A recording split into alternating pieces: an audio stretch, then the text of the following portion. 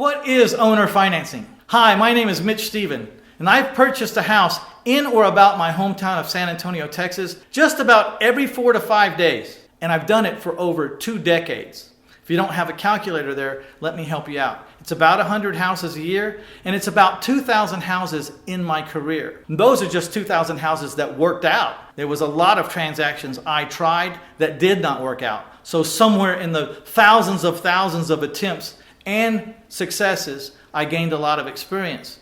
So today we're going to talk about what is owner financing.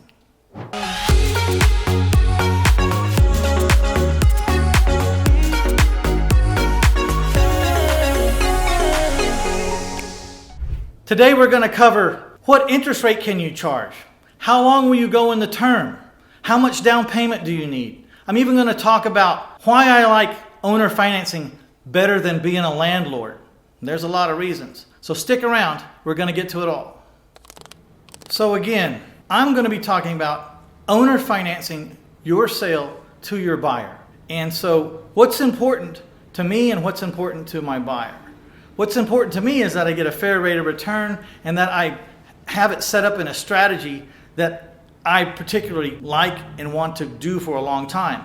What's important to my buyer is that in the overall picture, his payment is about the same as his rent payment would have been if he stayed a renter. So my goal when I owner finance houses to my buyer is to make sure that their principal, interest, taxes, insurance, and servicing fee payment combined is equal to the rents in the neighborhood, give or take a few dollars.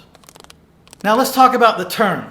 I like a 30-year term, and I think a 30-year term is the best or the optimal for the buyer, because a 30-year term for me means I have an income coming in for a long time. It's also important to me because in the first 5 years of a 35-year amortization schedule, the principal has been reduced almost by nothing, maybe $3,000 or $4,000. So if I have a loan balance of $120,000 and my buyer makes 5 years worth of payments and then wants to refinance or somehow pay me off, the balance is still like only $5,000 less than when they started 5 years ago. So that's why it's important to me. Why it's important to my buyer is I've given about the maximum amount of years that anyone's going to give on a mortgage, so their payment is as small as possible.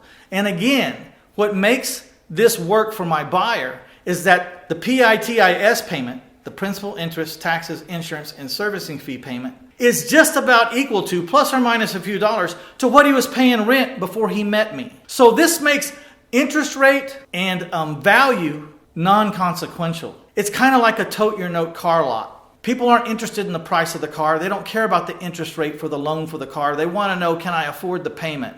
And that's what it's all about.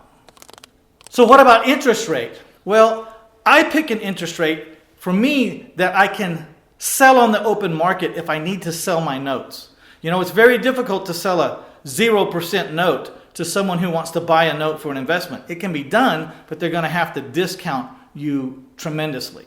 So I found that 9.9, 10%, 10.25% really works. And in the certain price ranges that I deal in, which is the medium to the low price range, which is $350,000 or less, I find that 10% I can generally get close to what the rent was, but I can also get a value very close to what the market value is, if not a little above the market value. FYI, people are willing to pay a little above market value when they have bad credit and the payments are going to be equal to or right around what they were paying for rent.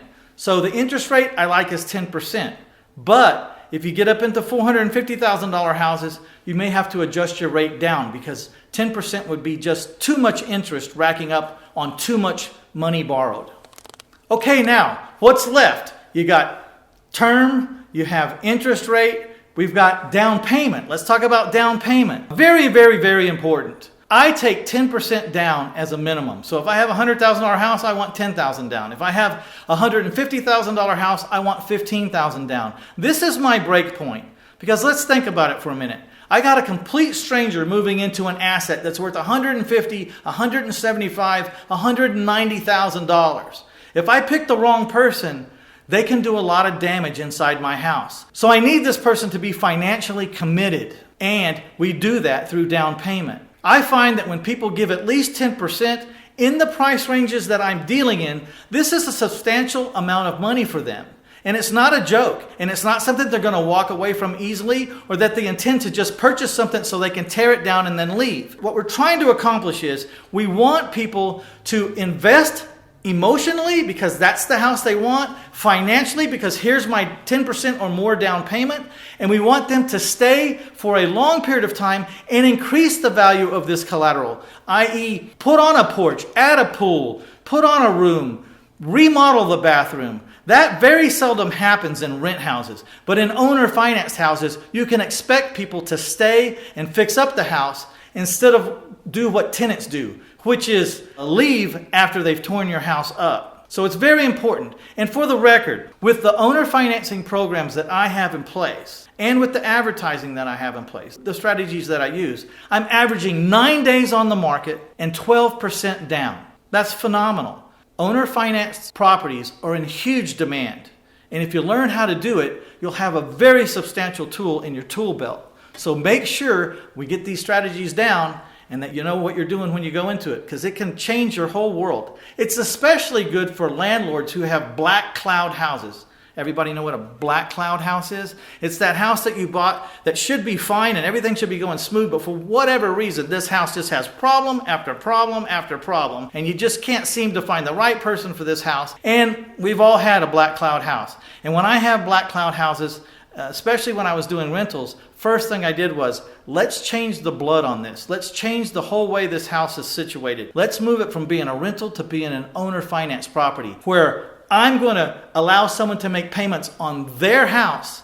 And when the air conditioner breaks, it's not my air conditioner. It's their air conditioner. When the hot water heater malfunctions, it's not my hot water heater. It's their hot water heater. And so all I'm really responsible for in the owner finance scenario is to collect the payments or to foreclose if I don't. And that's about the long and short of it. Here's why seller financing is so important to me. Because when I was starting out, I was broke like everybody else. And I used to make notes, and then I would sell the note, and I'd get a big hit of $20,000, $30,000 at one time. But then it would, you know how money goes, it evaporates, sometimes a lot faster than you want. And then I had to sell another note, and I had to sell another note. I kind of morphed the idea of being a long-term hold guy, like having income coming in forever like a landlord does. But I also combined it with having some money up front. Landlords don't get money up front. They get first month's rent, which is something they're due in the first place, and then they get a deposit equal to the first month's rent generally, and that's it. But as a seller financier, or an owner financier, I can collect $10,000 up front, $15,000, $20,000 up front. That's the money that I use to live on and pay my bills, make my house payment, make my car payment. And then I still have a positive cash flow between what they owe me every month and what I owe my private lender that loaned me the money to buy this house. And that money is a cash flow that's very dependable, unlike rental income.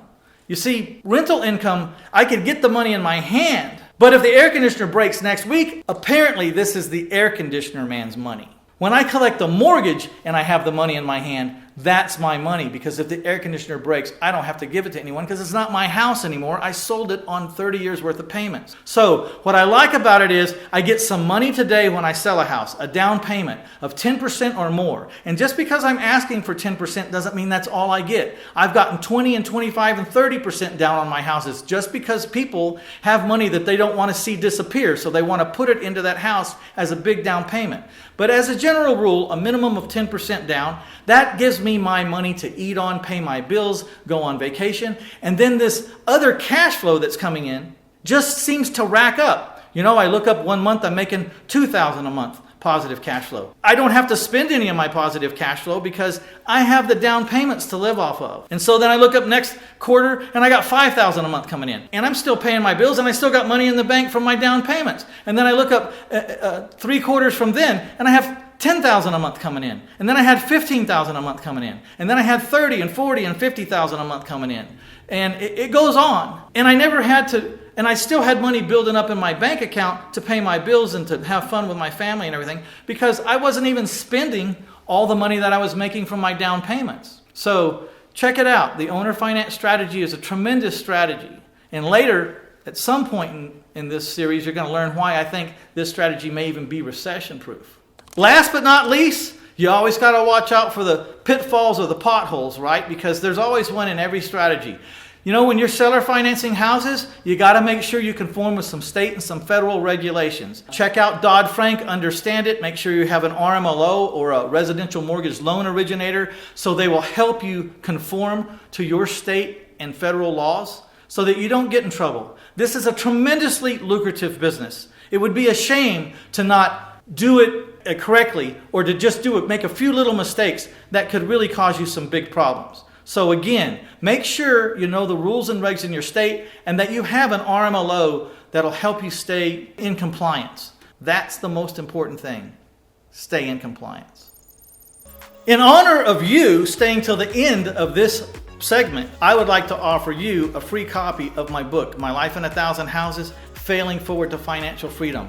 All you have to do is click on the link below and I will send you a copy of the book. All I ask is that you pay postage and handling. I think it's about $7, and we'll get it right to you. It'll even be autographed if you use this link. Thank you.